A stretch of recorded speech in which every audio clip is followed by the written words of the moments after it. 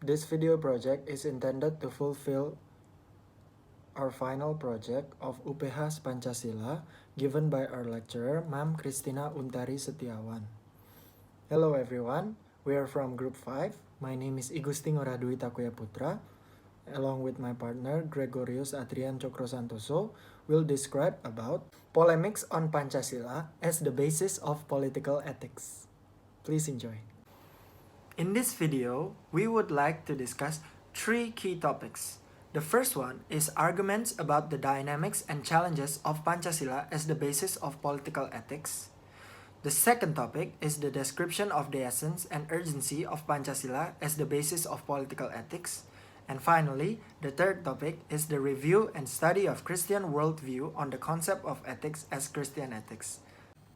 Arguments about dynamics and challenges of Pancasila as the basis of political ethics. During the Old Order era, Pancasila was understood based on a paradigm that developed in a world situation that was attacked by sharp ideological conflicts. At that time, the political and security conditions in the country were attacked by chaos and socio-cultural conditions. The Old Order period was a period of searching for the form of Pancasila implementation, especially in the state system. Pancasila was implemented in some different forms during the Old Order era. There are some different periods of Pancasila implementation: the 1945 period, the 1950-1959 period, and the 1959-1966 period.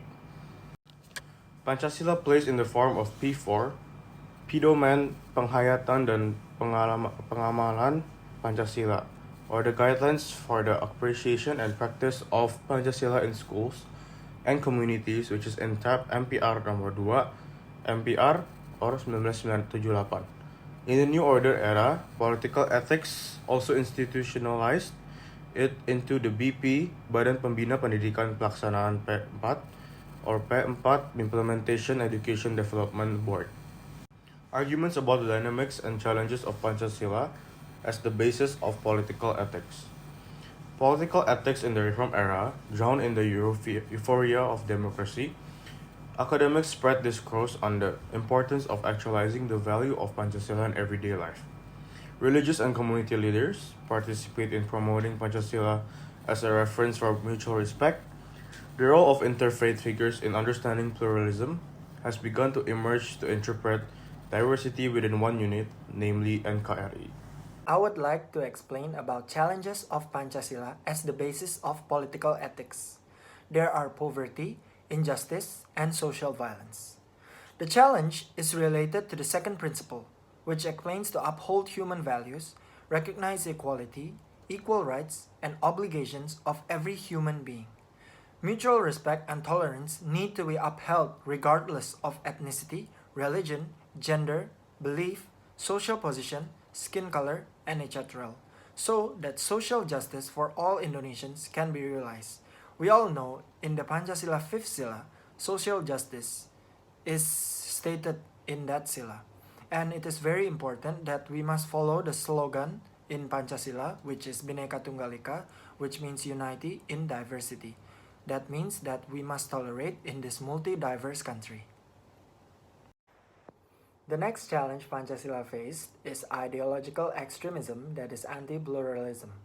The development of radical groups that impose the will or interests of the group to achieve political power.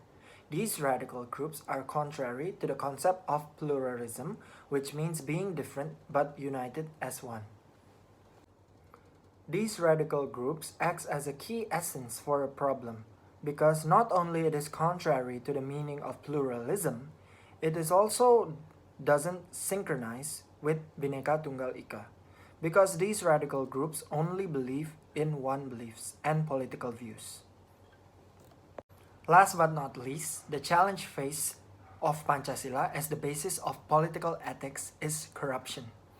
This challenge is one of the challenges of political ethics in Indonesia, where this act of corruption is an act of abuse of authority or power to enrich oneself or a group by taking the property of others without considering the consequences for others. This is a very vital problem because It just makes the rich becomes even rich and the poor becomes even poor. Now, I would like to explain about the description of the essence and urgency of Pancasila as the basis of political ethics. Starting from the first sila, the belief of the Indonesian people that moral values come from God as the giver and guarantor of moral value itself. This means that all Indonesian citizens' behavior must be based on moral values derived from religious teachings. This is pretty clear because if you want to be an Indonesian citizen, it is required to own one religion that we believe. The second sila shows the moral cause and effect that provides the humanity basis for humans. Moving on to the third sila, the third sila has a sense of solidarity that prioritizes the interests of the nation over personal or group interests so that the realization of Indonesia unity. This could be related to the term patriotism, which means to love our country. Next is the fourth sila. The fourth sila has the principle of democracy and respecting the opinions of others. This is very important to be implemented in the life of the nation and state. The fourth sila also discusses about that if we have one problem, we must solve the problem with several discussions by tolerating other people's political views and ideas. Last but not least, the fifth sila have nature as the embodiment of an ethical system that prioritizes virtue ethics in upholding justice. This means justice for all the Indonesian citizens, even though we have a multi-diverse culture. Review and study of Christian worldview on the concept of ethics as Christian ethics. Kuiper explained that the state is a gift from God as a direct consequence of sin. Kuiper explained the state and government that formed by God are the proof of God's care. The ruler is God's tool to maintain God's creation on earth and hinder all forms of evil caused by the sinful human nature.